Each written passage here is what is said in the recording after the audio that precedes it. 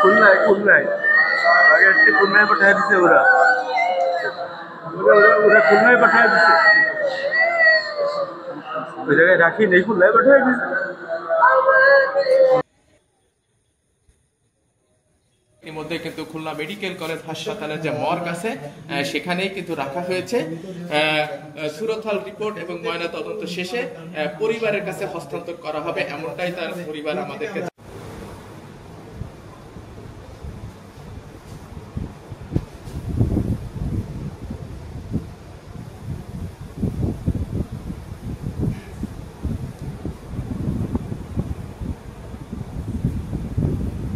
আল্লাহ ছাড়া কেউ নেই।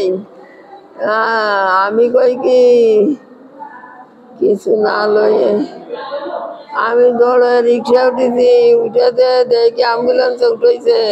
কোন জায়গায় মারি? হ্যাঁ কোথায় মারি?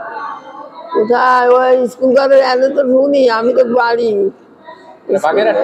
স্কুল ঘরে ওই আড়িখালি স্কুল ঘরের সামনে। পাশে রক্ত, কিন্তু আশেপাশের লোকজন আছে, কেউ ধরে না।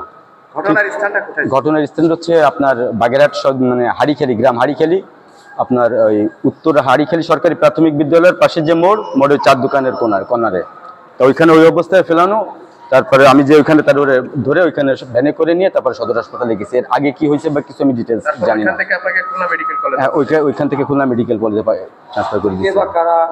আসলে অত কিছু বলার বা জানার কোনো সময় পাইনি। আমি যে অবস্থায় যেখানে গেছি ওইখানে যে দেখি ওর অবস্থায় ওই রক্তাক্ত বা ওই অবস্থা।